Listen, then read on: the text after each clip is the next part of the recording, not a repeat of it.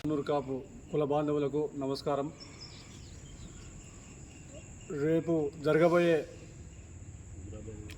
శ్రావణ మాసం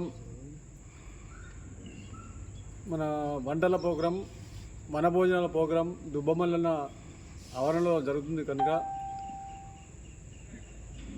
హుజురాబాద్ నియోజకవర్గంలో 5 మండలాల వారిగా మున్నూరు కాపులు ప్రతి ఒక్కరు హాజరై మరియు కోలాట బ్యాచ్లు కావచ్చు, బోనాల బ్యాచ్లు కావచ్చు, అందరూ హాజరయ్యి కార్యక్రమం విజయవంతంగా దిగ్విజయం చేసి ప్రతి ఒక్క మున్నూరు కాపు కుల బాంధవులు సాటి చెప్పే విధంగా హాజరయ్యే కావాలని కోరుకుంటున్నాను.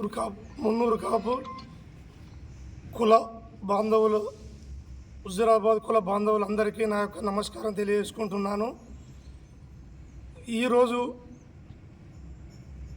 మేము ఇక్కడ మీట్ అయిన ఉద్దేశం ఏంటంటే, ఈ నెల ఆఖరి శ్రావణ మాసం ఆఖరి వారం లోపల వనభోజనాల కార్యక్రమం దుబ్బమల్లన్న సమీపంలో పెట్టుకుందామనే ఉద్దేశంతో ఈరోజు ఈడ మేమందరం కలుసుకోవడం జరిగింది.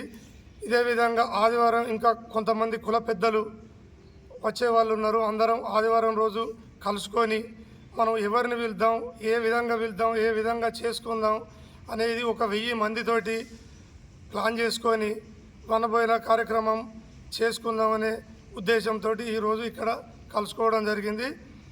శ్రావణ మాసంలో చివరి వారంలో మున్నూరు కాపు ఆత్మీయ సమ్మేళనం మరియు వనభోజనాల కార్యక్రమాన్ని స్థానిక జమ్మికుంట శివారులో నుండి సైదాబాద్ శివారులో నుండి దుబ్బమల్లన్న దేవస్థానం కాడ నిర్వహించడానికి నిర్ణయించుకోవడం జరిగింది.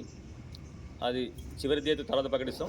దానికి మున్నూరు కాపు ప్రజాప్రతినిధులు ఎవరైతే ఉన్నారో వాళ్ళందరినీ కూడా పిలుస్తూ మున్నూరు కాపు సంఘం ఐక్యత కోసం, మున్నూరు కాపు రాజకీయ పార్టీలో ఎదిగే విధంగా చైతన్యం చేయ విధంగా ఆ సభ కార్యక్రమం ఉంటుంది కనుక అందరూ కూడా మున్నూరు కాపులు చివరి వారంలో శ్రావణ మాసం సంబంధించిన కార్యక్రమానికి అందరూ రావాల్సిన కోరుతున్నాం. అది తర్వాత కార్యాచరణ చేస్తూ అక్కడ కోలాటాలు, బతుకమ్మ, బోనాలు, పట్నాలతోటి అంగరంగ వైభవంగా ఆత్మీయ సమ్మేళనం నిర్వహిస్తామని తెలియజేస్తున్నాం. నియోజకవర్గ మున్నూరు కాపు కుల బాంధవులందరికీ నా యొక్క నమస్కారం. అందరూ అత్యంత పవిత్రంగా భావించే మాసంలలో ఒకటి శ్రావణ మాసం.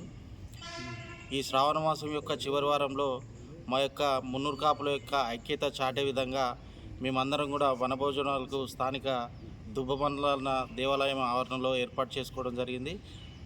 ఆ డేట్ను త్వరలో ప్రకటిస్తాం. దీనికి ముఖ్య అతిథులుగా మా మున్నూరు కాపులలో ఎవరైతే ప్రత్యేక రంగాలలో అందరూ కూడా రాణించినటువంటి వ్యక్తులు ఉన్నారో పార్టీలకు అతీతంగా పిలుచుకొని మేమందరం కలిసికట్టుగా మా యొక్క ఐక్యతను చాటుకునే విధంగా అక్కడ పూజలు కూడా నిర్వహించి తర్వాత భోజనాలు కూడా వనభోజనాలు కూడా ఏర్పాటు చేసుకొని అందరూ కూడా కలిసికట్టుగా ముందుకెళ్తామని ఈ సభాముఖంగా తెలియజేస్తూ ఈ అవకాశం ఇచ్చిన పెద్దలందరికీ నా యొక్క నమస్కారాలు.